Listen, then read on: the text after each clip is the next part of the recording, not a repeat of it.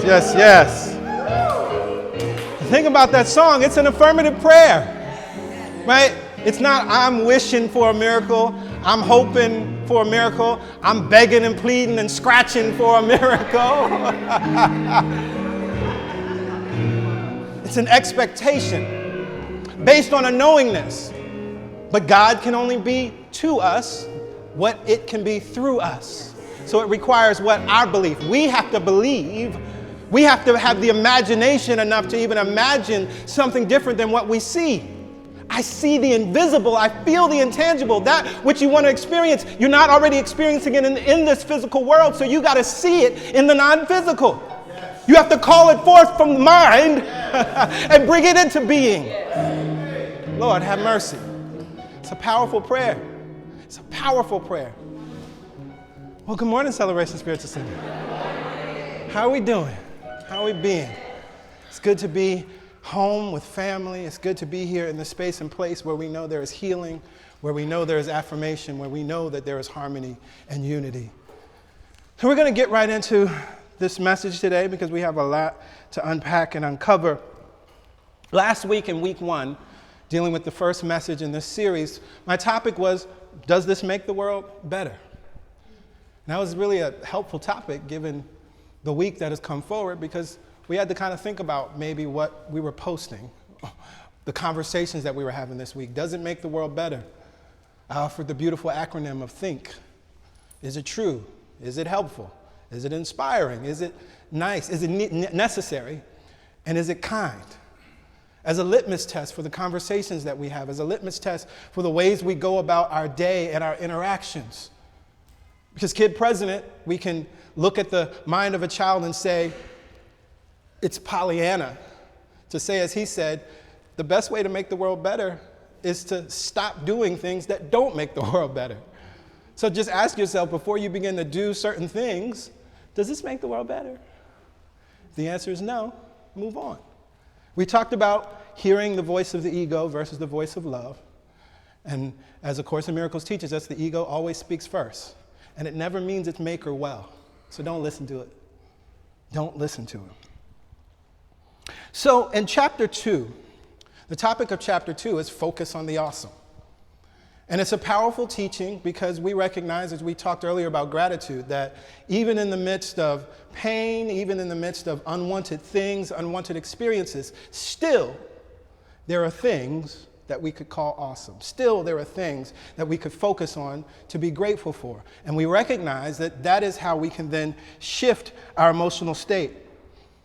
On this past Friday, Kid President posted this on his Facebook page. Yes, there is so much brokenness, but there is still so much beauty. Please keep lighting the way, friends. Love is our duty. The pain overwhelms, but it will not slow our rowing. You see, love does that. It just keeps going. Love does just that. It keeps going. And it reminded me of a wonderful and familiar passage of scripture that one of our founding principles is based on. Love is the more excellent way. In the book of Corinthians, we have these familiar words. Love is patient. Love is kind. Love is not envious or boastful or arrogant or rude. It does not insist on its own way. It is not irritable or resentful. It does not rejoice in wrongdoing, but rejoices in the truth. It bears all things, believes all things, hopes all things, endures all things.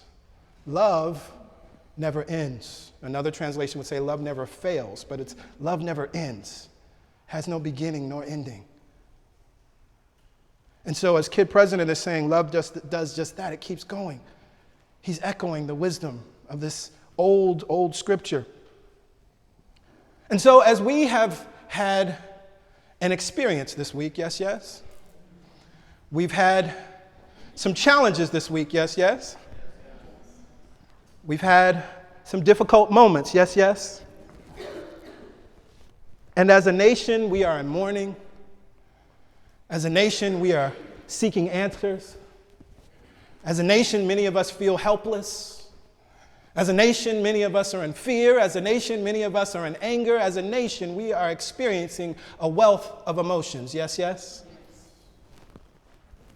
And so this morning, I want to offer some hope. I want to offer some hope to each and every one of you and each and every person that will watch this message. But as you hear me saying that, I'm sure there's somebody in the space that's saying, hope?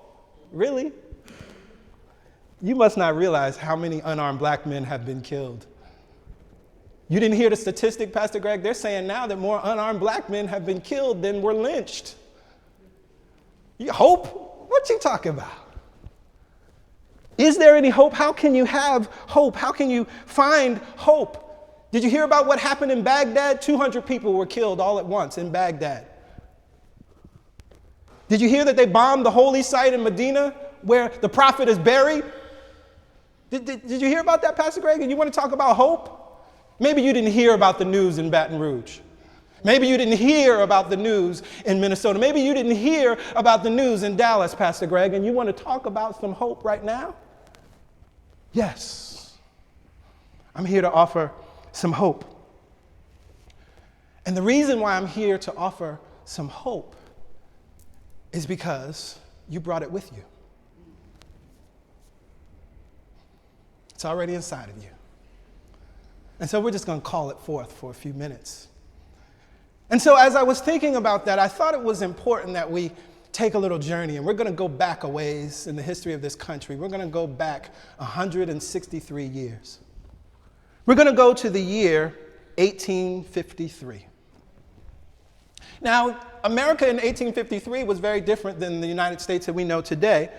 One thing that's interesting is our flag only had 31 stars. Only 31 states in the Union. Back in 1853, there were 16 free states of those 31. In 1853, Levi's was founded, an American institution. And as a musician, I love the fact that Steinway and Sons was also founded, the great piano maker, 163 years ago. Something interesting happened in 1853, a terrible incident actually. 7,700 people died of an outbreak of yellow fever back in 1853. Can you imagine that? 3,000 people died on 9/11. 7,700 people in this country died from an outbreak of yellow fever back in 1853. Something else that happened in 1853, it's called the Nantucket Massacre. 450 Tolowa people, indigenous people, were killed. It was a massacre. They were killed by a citizen militia while they were in prayer. That happened in 1853. This was also the time of the gold rush. The gold rush was just about ending. California was already a state in the Union. In 1853, it's interesting to understand that this is 10 years before the Emancipation Proclamation. That was in 1863. 8 years before the Civil War. And then another interesting thing, in 1853, a book, 12 Years a Slave, was published by Solomon Northup. That was a pretty bad time, wouldn't you say? Slavery, massacre of indigenous people, 450 people killed by a citizen militia. Y'all hear that? 7,700 people dying from disease. Just gone. But like here and now, genes were created. Things that we know and love, right? The greatest piano maker had an idea and brought forth this new business. That was also happening at that time. But in the midst of 1853, with all of the despair, with all of, I can't imagine how much hope I would have had at that time, but in the midst of that, there was a man that wrote these words. He wrote, "Look at the facts of the world. You see a continual and progressive triumph of the right. I do not pretend to understand the moral universe, but the arc is a long one. My eyes reach but little ways. I cannot calculate the curve and complete the figure by the experience of sight. I can divine it by conscience. But from what I see, I am sure it bends toward justice." Now, you may have heard these words before, but you probably heard them from the 60s. Dr. Martin Luther King, The arc of the moral universe is long and it bends towards justice. He was quoting this brother, Theodore Parker, who was a Unitarian minister. He was an abolitionist, and at this time he was writing, saying that slavery has to end. He was also part of the Transcendental movement. He was a Transcendentalist, so that means he was a brother of Thoreau. He was a brother of Emerson. That means that he was part of the roots of this philosophy that we call New Thought. He understood something, that even in the midst of 450 indigenous people being killed by a citizen militia, even in the midst of some free states but still slave states, even in the midst of a time where we have a story being written by a brother named Solomon Northrop that you can be a free man but then taken back into slavery, he said, I don't understand it all, but I know something about life. The arc of the moral universe is long and it bends towards justice. We may be familiar with these words in more recent times because our own president calls on that same prophetic word as he is inspired by Dr. Martin Luther King and speaks these same words,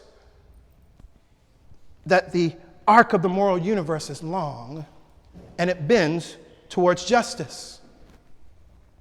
But how can he say those words? How can I say these words today and talk about hope based on what I see? Because I know that hope is not based on what I see. It's like love. Hope is not based on what I see. If he could not write these words at that time, 163 years ago, Dr. Martin Luther King could not speak those words in the 60s if it was based on what he was seeing, if it was based on what was happening even to him as he was jailed, as he was beaten. He was speaking to something much larger. And he was speaking from a place that we're going to speak from today, because what I understand, the reason that he could say that, it takes us back to the principles that we teach and talk about here. The principle of polarity is so incredibly important at this time. How can I say that? How can I say that there's hope? How can I say that the universe bends towards justice? Because I recognize that the principle of polarity tells me something interesting. It says that everything has two poles. Everything is dual, everything has its opposites, and at the end of it all, they come into one. And so I recognize that when I see hate, and when I see fear, and when I see violence, and when I see racism, and when I see homophobia, and when I see terrorism, I know that on the other side of that is the love, is the unity, is the peace, is the togetherness that I seek. Because it's actually the same energy, two sides of the same pole. And so while in this moment we may be seeing and experiencing the manifestation of one pole, I know that it can be transformed and transmuted. I know and I can speak to hope because I know what the principle of polarity teaches me. It teaches me that the tendency of nature is in the direction of the dominant activity of the positive pole. Yes. What does that mean? Well, we say it in simpler ways. Love is stronger than fear. That the dominant activity of life itself is always bending towards that positive pole. This is why our brother 163 years ago could speak those words. He understood this principle. He understood that at the end of it all, the universe is going to make everything right. Now, that may still be hard to understand. That may be hard to grasp. So I want to bring it down, because what we also understand is the principle of correspondence teaches us that as above, so below, as below, so above, as within, so without, as without, so within. That means that on every level of our experience, it has to be true. So how do I know that this is true? Well, if you have a pot of boiling water, can you put it in the freezer and will it turn to ice?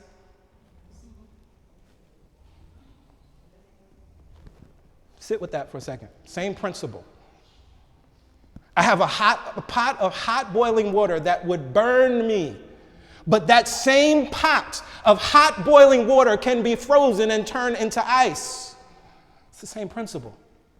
But see, you got to know that. If you don't know that that principle is the truth of life and is expressed at every area of life, then you're going to be hopeless. Then you're going to be in fear. Then you're going to feel like you don't have any recourse, that there are no answers. But when you understand that everything is energy, that everything is vibration and can be changed and transmuted by our power, by our knowingness, then you're not swayed by the winds and the waves of life. You're not swayed by the changes that are happening in life. Because I know that just as I can freeze boiling water and move it into ice, So I can take the hate, the violence, and all of that we are experiencing in this life here and now, and I can change it into togetherness. I can change it into unity. I can change it into love. I can change it into togetherness. Now, this is also important to understand because you have to understand the poles, right? And in the principle of polarity, we understand that you can change hate into love, but you can't change hate into ice. Right? Those are not on the same pole. They're two different things. Right? We can think about temperature, and this is a principle that we see in the Kabbalion where it talks about temperature, the degrees. Right? Hot and cold are relative. If it's 60 degrees right now, and we want to raise the temperature to 70 degrees, 70 is hot compared to 60. But if it was 50 degrees, 60 would now be hot compared to 50, right? All the same energy, we're just moving up the pole. This is why we can say that everything unifies in the end, but you got to understand this principle. Because this is the key to how you can change your world. I'm here to offer you hope today. I'm here to remind you that you have power within you. I'm here to remind you that all is not lost. I'm here to remind you that, yes, the arc of the moral universe is long and it bends towards justice. It bends towards healing. It bends towards peace. It bends towards unity. It bends towards equality. It bends towards harmony. And I know that because I know these principles. We see this principle exemplified in the symbolic story of Jesus stilling the storm. There was a powerful storm. He's out on the water with the disciples, and they've been rocking with Jesus for a long time. They had seen so many things, so many miracles.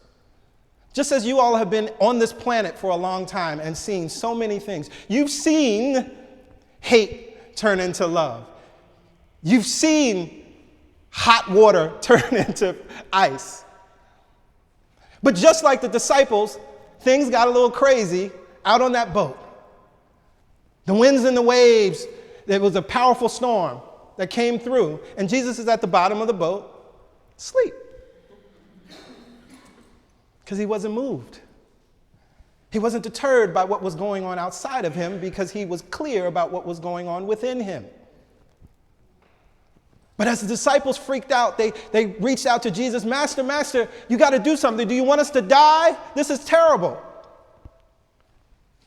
And what does Jesus do? He does something so profound that I love when you look at it. He spoke to the storm, but there were two sentences, although we've made it one sentence. We made the sentence, peace be still, but that's not what he said.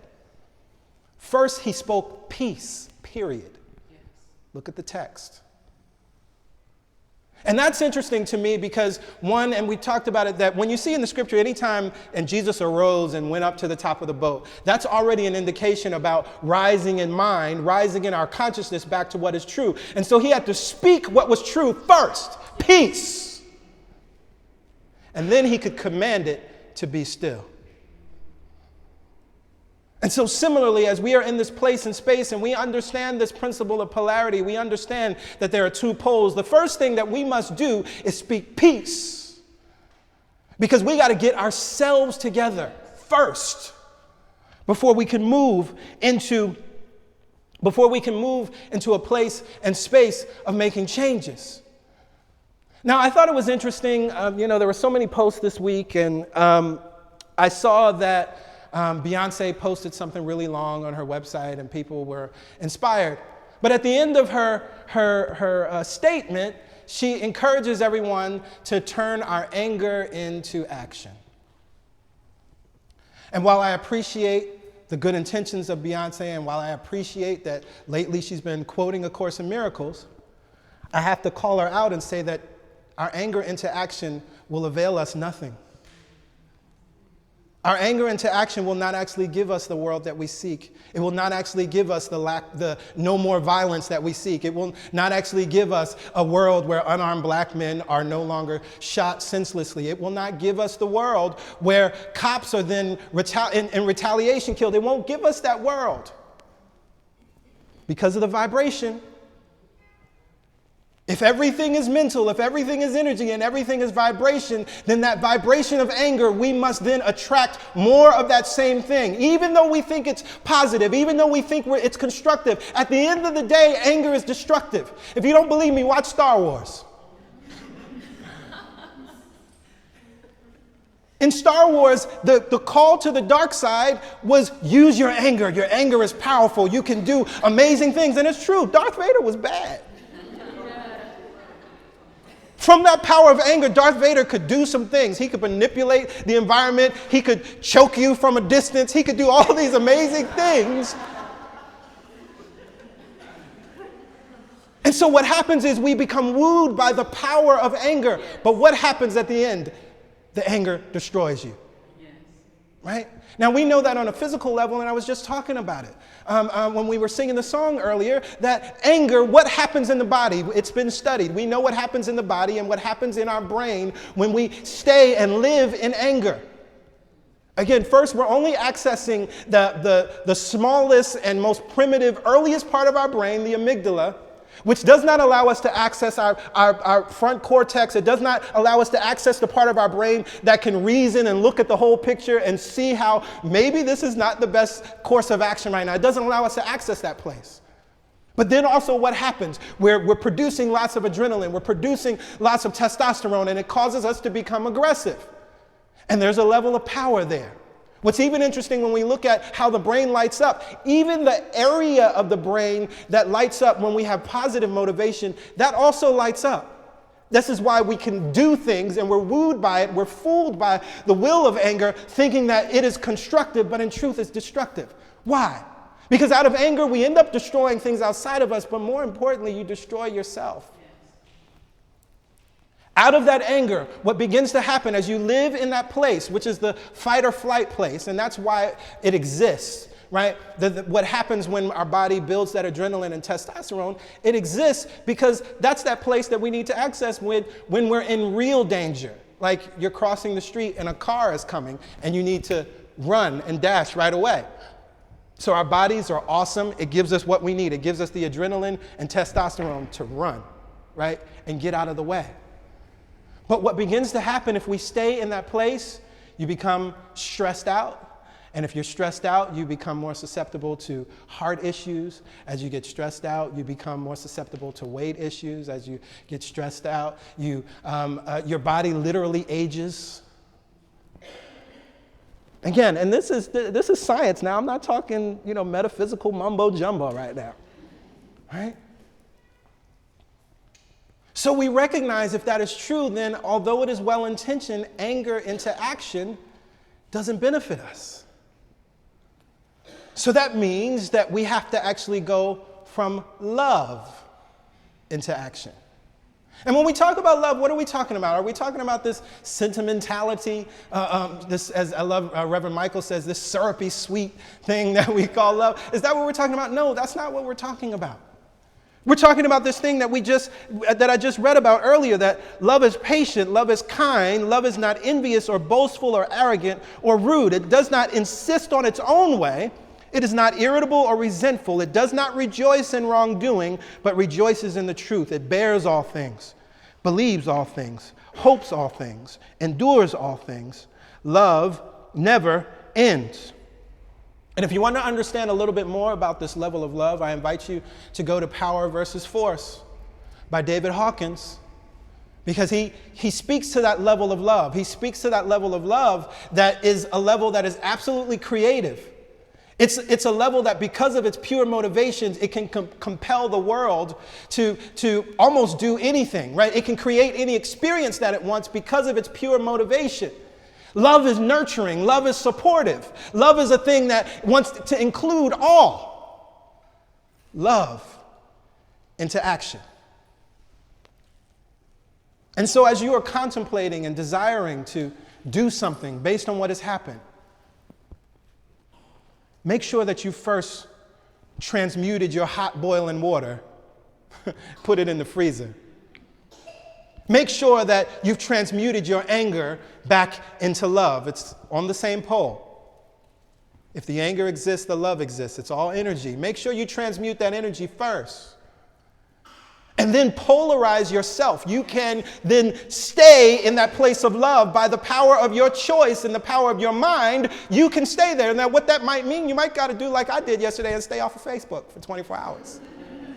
But see, this is the power of your own mind and your own power. This is how you can polarize yourself. If you realize, as I realized, that, you know what, reading all these posts was taking me too many places, let me turn off my notifications and not launch Facebook today. It felt so good, actually. It was powerful. I don't know if I've ever really done that before. No Facebook for 24 hours. It was, except like if you're on a plane or something. It's powerful, right? You may have to do things like make sure you're at Celebration Spiritual Center on Sunday, because there's love and unity and harmony, and we are a microcosm of the beloved community, that the unity and the togetherness, if it is here, if it exists here, it can exist anywhere, right? Maybe you have to do that. But you can polarize yourself, because that and we're getting into all the principles, but the principle of rhythm, that the pendulum always swings, but you don't have to swing with the pendulum. You can polarize yourself and choose to stay in a place of love, choose to stay in a place of no fear, choose to stay in a place of unity and harmony and togetherness. And that is how you become a master in life. I'm quoting the Kabbalion. That's what it says. This is how you become a master. This is all that Jesus was exemplifying in his life, and then encouraging us to do the same. So that when the winds and the waves show up, when the headlines show up, the first thing we do is say peace. Because I realize that this is just an experience of the pole. I realize that it doesn't feel good, and it doesn't feel good because it's not what God desires. It's not what Source desires. It's not what the Spirit within us desires. That's why it doesn't feel good. Wonderful. Now let me do what I need to do to move myself. For some of us, it may be you may need to do some breath work. I love Nadi Shodhana for that reason. Alternate nostril breathing. I use that technique many times before my meditation because it helps me to get centered. But even if it's just taking deep breaths, this is why when we get angry, we start trying to breathe, right? It can shift an experience. Maybe it's gratitude. We sang, I am grateful. Thinking of things that you're grateful for, writing down positive aspects, having a gratitude journal. Maybe that's what you need to do to polarize yourself, to stay back in that place and space where you know that all is well. Now, when we talk about love into action, I thought it was good to go back to something that I've shared before from A Course in Miracles, this beautiful prayer and these 3 questions that kind of take us even back to last week with the idea of does it make the world better? But in the Course, we have these 3 questions. What would you have me do? Where would you have me go? What would you have me say? And to whom? Now, if we were doing anger into action, can you imagine asking anger? Anger, what would you have me do? Anger, what would you have me say? Anger, what would you have me say and to whom? Anger, where would you have me go? You can just imagine what the results would be if you ask those questions of anger. But if you ask love those questions, which is the source within you, you are love itself. Love thought of you and manifested you into being. If you ask love, what would you have me say and to whom? And sit and wait for the answer. Love, where would you have me go? Love, what would you have me do? And then listen for that voice. As we said last week, the ego speaks first. It's loud and it's wrong. So you might hear that answer first. But it's loud and it's wrong, right? Ask yourself that question just here and now, just in this moment. Just sit in that for a second. Love, what would you have me do? Love, what would you have me say? Love, where would you have me go? The thing I love many times is that question of what would you have me say and to whom? Usually the answer from love is shut up. Don't say nothing. Right? Don't say nothing. Stop posting prayers on Facebook. Because that's what our Facebook posts are. I mean, I don't know if we realize that. They're prayers. And we know that because when we post them, there's an energy and emotion behind it. Thought with emotion creates. Thought without emotion doesn't create. And we're usually in some emotion, positive or negative, when we post on Facebook. It's a prayer. No shame, no blame. I'm not saying it from that place at all. Because I love to laugh at myself when I look back and every day Facebook shows me something that I posted like 7 years ago, and I'm complaining about being at work. And I'm like, look at Greg. He was just in it that day, right? Right? So I'm not, hear this, this is not a shame or blame thing, because we've all been there, and I got documented proof that I have done the same thing so many times. But when we know better, we do better. Yes, yes? And so we ask love these questions. And then we recognize that the answer comes from within us. And so that's why I say you brought it with you. The hope that you seek, the change that you seek, the love, the light that you seek, it's within you. And there was a lesson this week in A Course in Miracles that absolutely speaks to this. And I want to share it with you all. It was lesson 188. The peace of God is shining in me now. And the first paragraph, or the first few sentences, just rocks my world. It says this: why wait for heaven? Those who seek the light are merely covering their eyes. The light is in them now. Just hear that much. Those who seek the light, those who seek, let's bring it to where we are now. The changes that we seek in this country, the changes that we seek in this world, they're already here. We're merely covering our eyes. Jesus said it this way. Jesus said the kingdom of God is spread out all around you, but you just don't see it. Also said the kingdom is within you. Now it goes on. Enlightenment is but a recognition, not a change at all. This could free you. Enlightenment. You know that thing that Buddha achieved and all of these wonderful people? It's but a recognition, not a change. You're still going to be the same beautiful human being that you were yesterday as you are today with your enlightened self. You're not going to become like super deep and wear different clothes and be on a mountain now that you're enlightened. But it's a recognition. It's a recognition. It's a shift in your perception. It's a recognition of what is true, not a change at all. And then it goes on. It says, light is not of the world.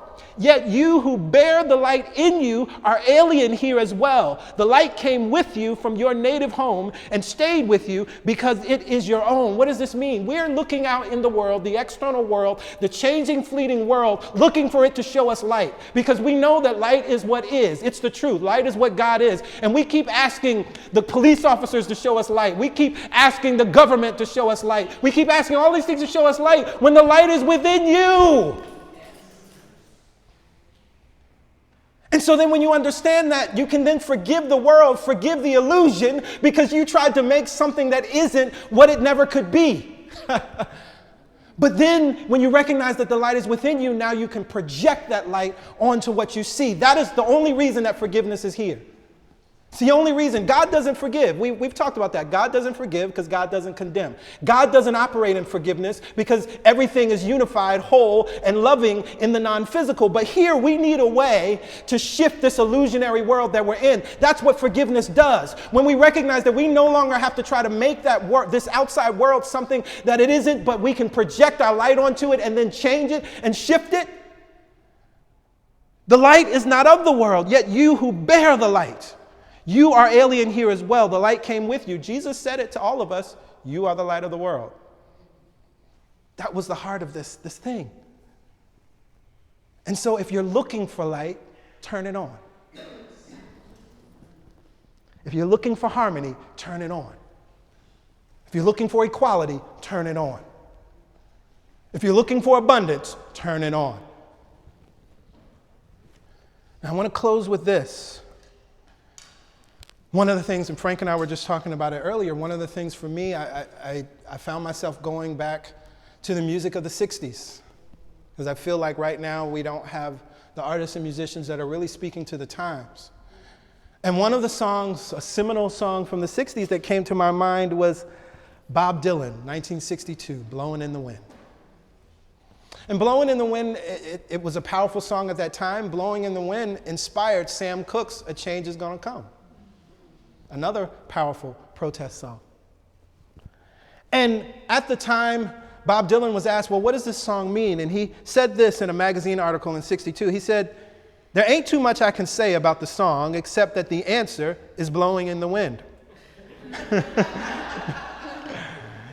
It ain't in no book or movie or TV show or discussion group. Man, it's in the wind, and it's blowing in the wind. Too many of these hip people are telling me where the answer is, but oh, I won't believe that. I still say it's in the wind, and just like a restless piece of paper, it's got to come down some. But the only trouble is that no one picks up the answer when it comes down, so not too many people get to see and know, and then it flies away. And as I sat with this, I thought about the fact that the wind within Scripture is always symbolic of the Spirit. It is always symbolic of the non-physical. And as we talked about expecting miracles, as we talked about calling that which we do not see in this moment, but bringing it forward, we recognize that the answer is in the wind. It's in the Spirit. It's in your soul. It's in the non-physical. It is not where you can see right now with your physical eyes. Otherwise, it would already be here. And so it is time for us as spiritual people, as metaphysicians, as those that are embracing and understanding these truths, to now go to the non-physical, to go to the spiritual, to go to the wind, to speak to the wind, to call forth from the wind that which we desire to experience on this planet.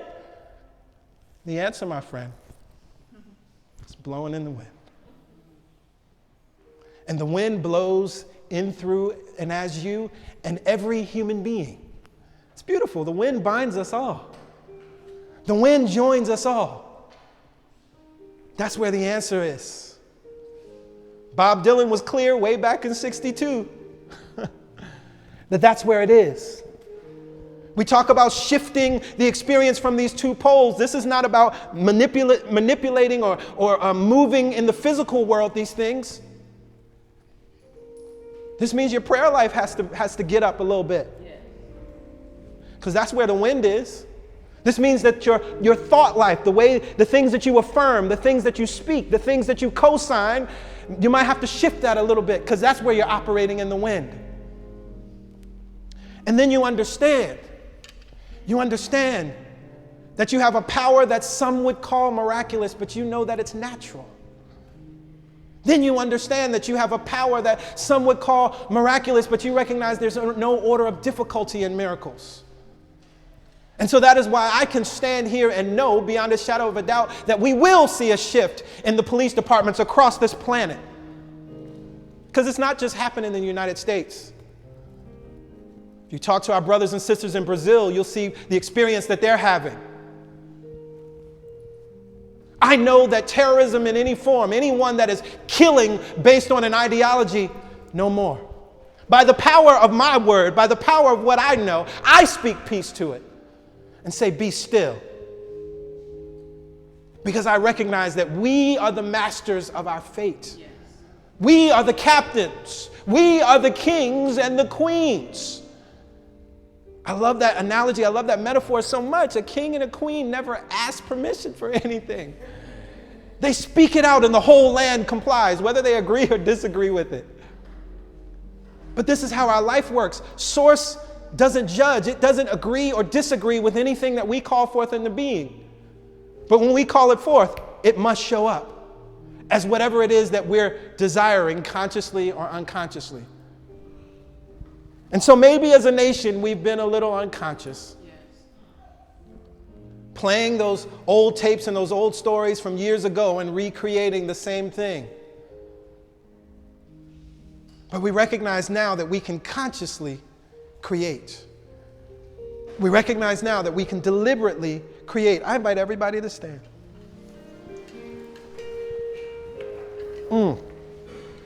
The answer, my friend, is blowing in the wind. That means it's right here where we are. The wind is right here where we are. And the wind is right where each and every one of our brothers and sisters on this planet are. The answer is just as easily in Baghdad as it is in Baton Rouge. The answer is just as easy in Dallas as it is in Minnesota. The answer is just as easily in Minnesota as it is in Staten Island. The answer is just as easily in me as it is in you. And so in this moment, I bring my mind, my focus, and my attention back on what is true. I know that there is one power, there is one purpose, there is one presence working in all, through all, and as all. In this moment, I choose to call it God. In this moment, I choose to call it source. And I know that source. I know that God is loving. I know that source. I know that God is unconditionally loving. I know that source. I know that God holds no shame, holds no guilt, and no condemnation for its creations. I am knowing that it is everywhere at all times, that it is constantly encountered. I know that this power, I know that this substance, it is where all of my brothers and sisters are, and it is present even down to the tiniest cell within our being. I know that God is here. I know that love is here. I know that peace is here.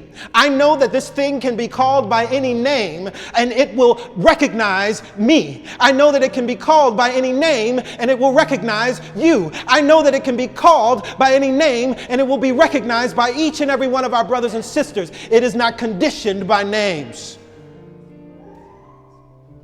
And as I recognize that this invisible substance can become anything that I desire for it to be, I recognize my oneness with it. I recognize your oneness with it.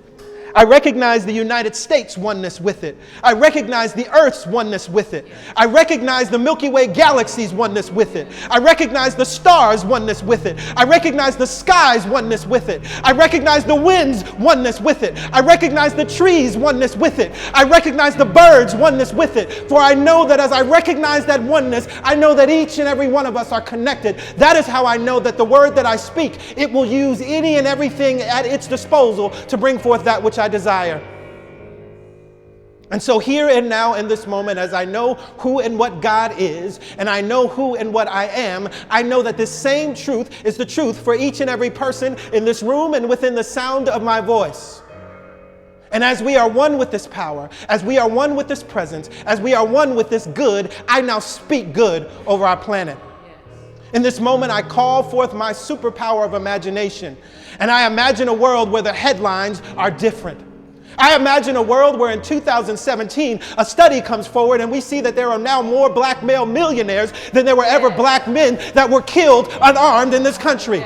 I now speak the word and see the headlines within my mind that the newspaper is now reporting that education is free for all. I am now speaking within my mind that the harmony and the peace and the reconciliation that we have sought within this world, within this country for so long is here as a Truth and Reconciliation Commission has been established as a result of what has taken place in this planet. And it is now recommending changes that will sweep this nation, changes that will bring forth harmony, changes that will bring forth financial literacy, changes that will bring forth new homes, changes that will heal families.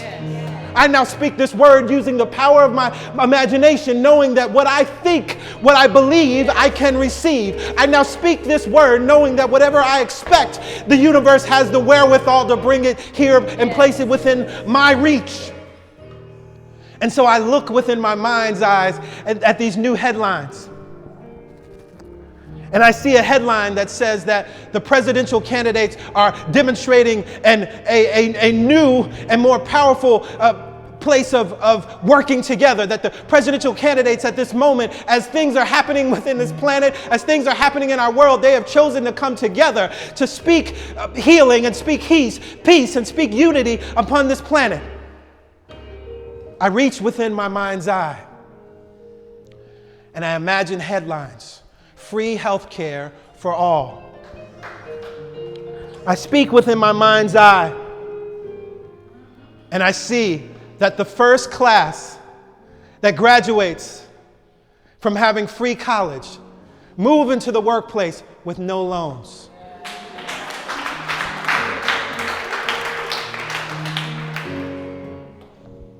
I now call on the superpower of imagination and imagine that justice, that peace, that healing and equality becomes the order of our day. I imagine in this world that the defense budget is cut by 50%. That's how we pay for the free education. That's how we pay for universal health care. Because there's no longer a need for bombs. Because the U.S. is demonstrating that we do not operate in fear. We recognize that we are safe now. We recognize that we do not have to fear our brothers and sisters. And we come to the table of peace and have a dialogue. I am envisioning and imagining a world where the so-called terrorists apologize. No longer do we live in a world where they own the bombings and say, yeah, we did that. But we are now in a place and space where they begin to reconcile with their fellow Muslim brothers and sisters and our fellow brothers and sisters around the world. And they begin to promote healing within themselves, recognizing that they were only acting out of fear, and they see that they no longer have anything to fear. We call on our collective imagination and imagine the world that we want. And if we are bold enough to imagine it, the universe is bold enough to give it. And so I release this word with gratitude, expectation, and thanksgiving. I say thank you to the universe now because it is done. I know it is done. I know it is done because as surely as I can think it, it already exists within the mind of God. That is the first manifestation. And so now I polarize myself in this place of love and allow all of my actions to move from that place. And it shall be done easily and effortlessly. We release this word now with thanksgiving. And together we say amen, amen. Ashe. And so it is. And so it is. Thank you, God.